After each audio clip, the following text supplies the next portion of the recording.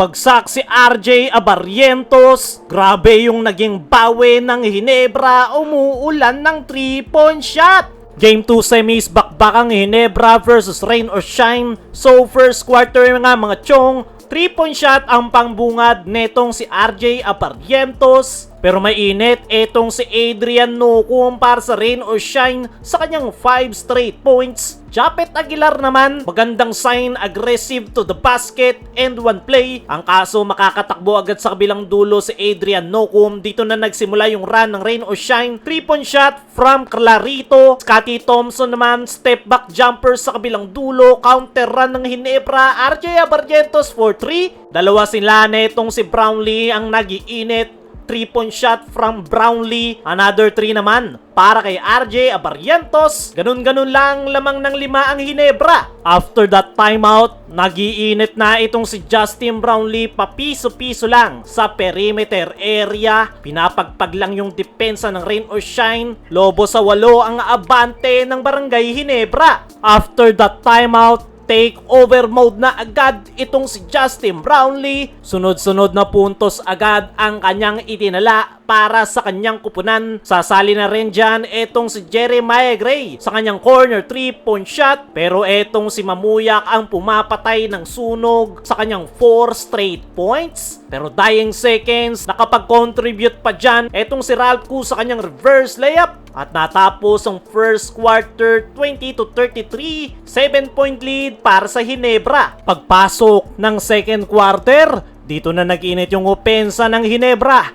Jeremiah Gray, ganda ng gising sa kanyang pull-up jumper. Fast break naman dito kay Troy Rosario. Etong si Mike Malonzo magbabaon ng 3 para sa Rain or Shine. Patuloy naman na kinakaldag ni Jalen Johnson ang painted area. Pero ang Ginebra mainit sa 3-point area. Scottie Thompson at Justin Brownlee tag-isa pagdating sa 3-point area. Nakatakbo naman etong si RJ sa kanyang easy twos. Paisa-isa lang yung puntos dito ng Rain or Shine. Samantalang ang Barangay Ginebra, nakuha na nila ang kanilang rhythm. Pinaglaruan lang ni Brownlee ang depensa. Timeout ang Rain or Shine, 17-point lead para sa Ginebra. After that timeout, pinapagpag lang ni RJ Abarrientos yung defender ng Rain or Shine. Tumasakit na yung bunbunan ni Coach Yeng sa kanilang turnovers. Capitalize dyan ang Barangay Ginebra. Sunod-sunod na turnovers, sunod-sunod rin na fast break para sa kupunan ni Coach Team. Sabay sasabayan pa nila ng kanilang mainit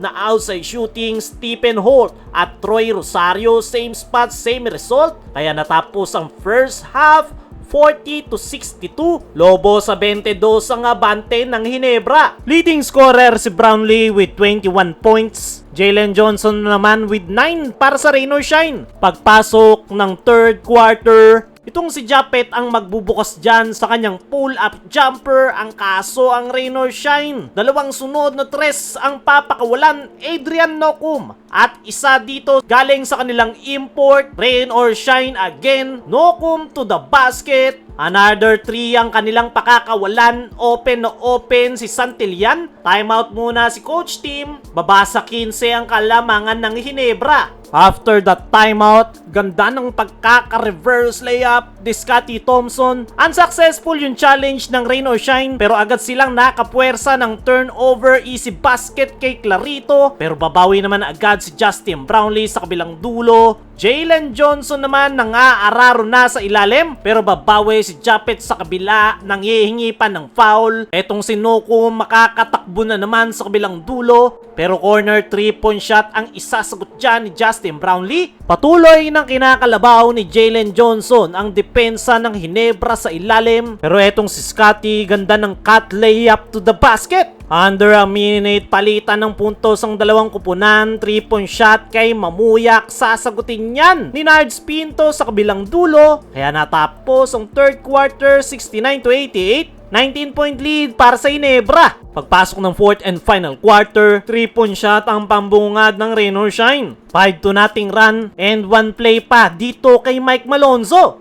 Japet Aguilar unti-unting nag-iinit. Sinasabayan si Jalen Johnson sa ilalim. Ganda pa ng setup sa kanya ni RJ. Alley-oop dunk. Kaso makakatakbo na naman ang Rain or Shine Eurostep. Babawi etong si Scotty. Binaliw yung dalawang defender ng Rain or Shine. Japet Aguilar naman patuloy na nagdodomina sa loob ng painted area. Bagsak naman si RJ Abarrientos. Clarito na naman noong game 1 si Scotty. Ngayong game 2 si RJ.